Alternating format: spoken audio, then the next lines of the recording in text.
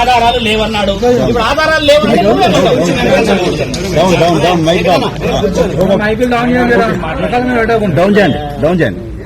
ఈ రోజు నేను ఎల్లూరు శ్రీనివాస్ పైన కంప్లైంట్ ఇవ్వడానికి మహిళా కమిషనర్ నెరవేరు సార్వే గారికి ఇచ్చేసాను.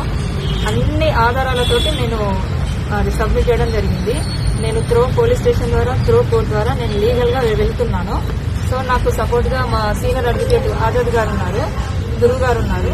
సో నా ఫ్యామిలీ మెంబర్స్, మా మామయ్య, మా అన్నయ్య కూడా ఉన్నారు. సో దీన్ని నేను ఇంకా ముందుకు నేనే కాదు, నాలాంటి ఆడపిల్లలు చాలా మంది ఉన్నారని నేను కూడా విన్నాను. వాళ్ళంతా బయటకు రావాలని కోరుకుంటున్నాను. కనీసం మెసేజ్ల రూపంలోనన్నా, కాంటాక్ట్ రూపంలోనన్నా వాళ్ళు బయటకు రావాలని నేను మనస్ఫూర్తిగా కోరుకుంటున్నాను. అంతేకాదు, నిన్న కామెంట్స్ పెట్టిండు నా పైన, నా పర్సనల్ లైఫ్ లో ఇన్వాల్వ్ అయ్యాడు. సో నా పర్సనల్ లైఫ్ లో ఇన్వాల్వ్ అవడానికి తను ఎవ్వరు? నేను ఏ రోజున తను కాపాడమని నేను ఎప్పుడు అడగలేదు. మరి కాపాడమని నేను అడిగినప్పుడు ఈ రోజు నన్ను కాపాడాలి కదా, అలా ఎందుకు పారిపోతాడు? గత 20 days నుంచి నా నంబర్ ఎందుకు బ్లాక్ లో పెడతాడు? అంతేకాదు, ఈ వర్షిని అమ్మాయి ఇప్పుడు ఎందుకు వచ్చింది ఈ అమ్మాయి ముందుకు అని అంటున్నాడు కదా. 2 days బ్యాకే కదా వర్షిని పెళ్లి చేసుకున్నా అని చెప్పింది. మరి నేను తొందరగా రెస్పాండ్ అయ్యాను కదా. అంతకుముందు తల్లి కూతుల బంధం అన్నాడు, గురు శిష్యుల బంధం అన్నాడు. మరి తన నోటికి అదుపు ఉందా?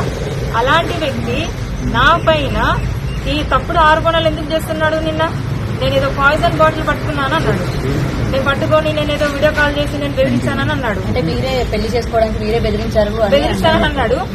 నిజంగా అలాంటి ఏదన్నా పాయిజన్ బాటిల్ అంటే తను మందు అన్నాడు. అదేమందో నాకు తెలియదు. ఈ తాగేమందా, అతను తాగేమందా, మరి ఇంకా జనరల్ గా ఎవరు తాగేమందా నాకు తెలియదు.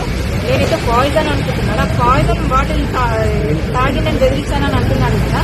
అదే పాయిజన్ బాటిల్ ఇప్పుడు మీ మీడియా ముందు నేను అలాగే నేను బెదిరిస్తాను. అందరినీ వదిలేసి, వర్షిని కాదు ఇంకా ఏ దర్శిని ఉన్నా వదిలేసి వచ్చి నాతోటి ఉండాలి.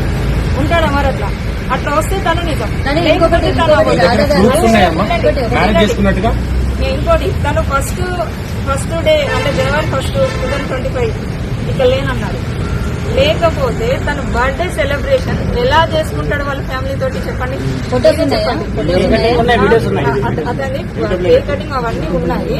అతను ఎలా బర్త్డే చేసుకుంటాడు? మధ్యప్రదేశ్ లో ఉన్నాడు. ఎట్లా అన్నాడు? ప్రూఫ్స్ చూపెట్టమని చెప్పండి. నా దగ్గర ప్రూఫ్స్ ఉన్నాయి, అన్ని నేను సబ్మిట్ చేశాను. నేను ఇక్కడ కంప్లైంట్ ఇచ్చాను. రేపు నేను పోలీస్ స్టేషన్, కోర్టు ద్వారా కూడా నేను వెళ్ళి చూపిస్తాను.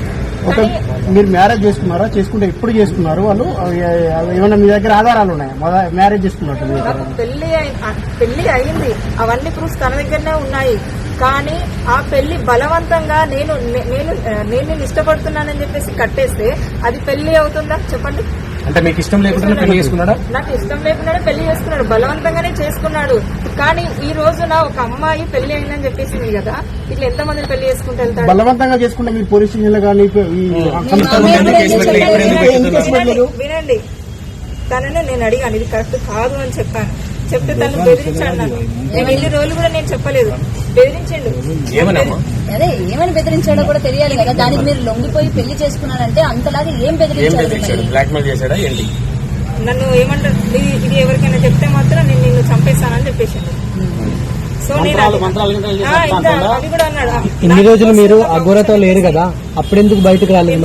ఎందుకు నేను 3 నెలలుగా దాని తర్వాత అతను మిమ్మల్ని వదిలేసి వెళ్ళిపోయాడు కదా.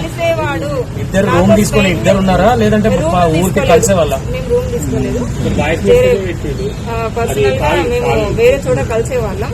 నాతో ఉండేవాడు, నాతో మాట్లాడేవాడు. నేను మెసేజ్ చాటింగ్ చేస్తే తనకు చార్జ్ సరిగ్గా చేయడం, నాకు వాయిస్ మెసేజ్ పెట్టేవాడు. దీన్ని కూడా అన్నాడు, ఆడియో రికార్డ్స్ అన్నాడు.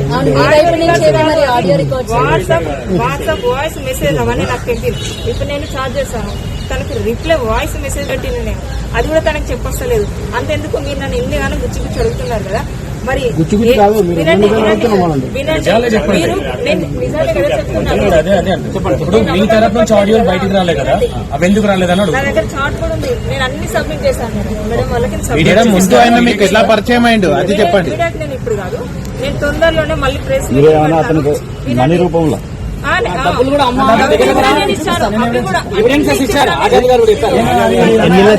డబ్బులున్నాయి, మళ్ళీ డబ్బులు 5-6 లక్షలు ఇచ్చారంట. క్లియర్ గా చూపించండి. అది అడ్వకేట్ గారు చూస్తారు.